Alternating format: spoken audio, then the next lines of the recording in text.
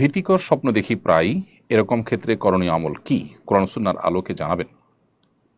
স্বপ্নে যদি আমরা এমন কিছু দেখি যেটা দেখে আমরা ভড়কে যাই, বা যেটা দেখে আমরা দুশ্চিন্তাগ্রস্ত হয়ে পড়ি, কিংবা আমরা কিছুটা পেরেশান এবং অস্থির হয়ে পড়ি, তাহলে সেক্ষেত্রে আমাদের করণীয় কি? এ প্রসঙ্গে সহিহ মুসলিম বর্ণিত হাদিস, যেটি আবু কাতাদা রাদিয়াল্লাহু তাআলা আনহু বর্ণনা করেছেন নবী সাল্লাল্লাহু আলাইহি ওয়াসাল্লাম থেকে, সেখানে আমরা সুনির্দিষ্ট নির্দেশনা পাই। তিনি বলেছেন, আর রুইয়া সালিহা মিনাল্লাহি ওয়া রুইয়া সু মিনাশ শাইতান।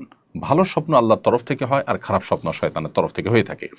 যে স্বপ্ন দেখার পর আপনার মধ্যে ভালো লাগা কাজ করবে, আপনার মধ্যে উৎফুল্ল ভাব আসবে, আপনি সুস্পষ্ট কোনো ইঙ্গিত অনুভব করবেন, ভালো কোনো ইঙ্গিত অনুভব করবেন, সাধারণত সেটি আল্লাহর তরফ থেকে দেখানো হয়েছে বা আল্লাহ দেখিয়েছেন, সেরকম সুধারণা করা যায় বা সেরকম আলামত এখান থেকে বোঝা যায়। আর যে স্বপ্ন দেখার পর আপনার অস্বস্তি কাজ করে, ভীতি কাজ করে, ভড়কে যান, এগুলো সাধারণত শয়তান দেখায় মানুষকে। তো নবী সাল্লাল্লাহু আলাইহি ওয়াসাল্লাম সম্পর্কে বলেছেন, ফামান রুইয়া ফাকারি হামিন হাসাইয়া। যদি কেউ এমন কোনো স্বপ্ন দেখে যেটা আসলে তার কাছে ভালো লাগেনি, অর্থাৎ যেখান থেকে সে ভালো কোনো ইঙ্গিত পাচ্ছে না, এরকম কোনো স্বপ্ন যদি সে দেখে, তাহলে কি করবে? নবী সাল্লাল্লাহু আলাইহি ওয়াসাল্লাম বলেছেন যে ফালিয়ানফুস আন ইয়াসারিহি, তাহলে সে বাম দিকে তিনবার যেন, বাম দিকে যেন প্রতীকী থুতু ফেলে। যেখানে শুয়ের আগায় যে পরিমাণ পানি থাকে সেরকম থুতুর কণা নির্গত হবে। এবং বলিয়া আউয়াজ মিনাশ শাইতান, এবং শয়তান থেকে আল্লাহর কাছে পানা চাবে, অর্থাৎ আউযু বিল্লাহি মিনাশ শাইতানির রাজিম পড়বে। এই দুটি কাজ যদি করেন, নবী সাল্লাল্লাহু আলাইহি ওয়াসাল্লাম বলেছেন, লা তাদুররু, সেই স্বপ্ন যেখানে কোনো খারাপ ইন্ডিকেশন আছে সেটা তার কোনো ক্ষতি করবে না, তাকে আল্লাহ তাআলা হেফাজত করবেন।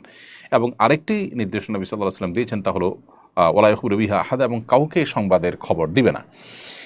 এর পাশাপাশি নবী সাল্লাল্লাহু আলাইহি ওয়াসাল্লাম বলেছেন, ফাইন রাআ রুইয়া হাসানাহ, যদি ভালো স্বপ্ন কেউ দেখে, তাহলে সেক্ষেত্রে সে সেখান থেকে যেন সুসংবাদ গ্রহণ করে, এবং সেটা নিজের খুব কাছের লোকজন ছাড়া বাকিদেরকে যেন না বলে।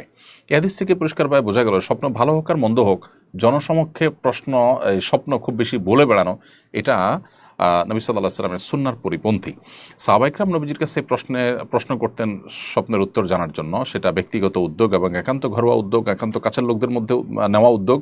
আর এর বাইরে কোরআন এবং সুন্নাহতে যে সমস্ত স্বপ্নের কথা আল্লাহ তাআলা উল্লেখ করেছেন, সেটা আমাদের শিক্ষা গ্রহণ করবার জন্য। এছাড়া মানুষের নিজের দেখা স্বপ্নকে পাবলিক প্লেসে বলে বেড়ানো, এইটা বিশেষ করে আপনার ভালো হোক মন্দ হোক, এই স্বপ্নগুলোকে সবার কাছে বলে বেড়ানো, এটা এই হাদিসের আলোকে বোঝা যায় যে সুন্নাহর পরিপন্থী। অথবা আপনি যদি কোনো স্বপ্ন দেখার পর ভড়কে যান, বাম দিকে তিনবার প্রতীকী থুতু ফেলবেন, আউযু বিল্লাহি মিনাশ শাইতানির রাজিম পড়বেন।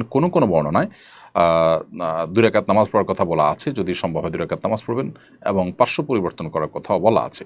অতএব এই কাজগুলো আমরা করতে পারি।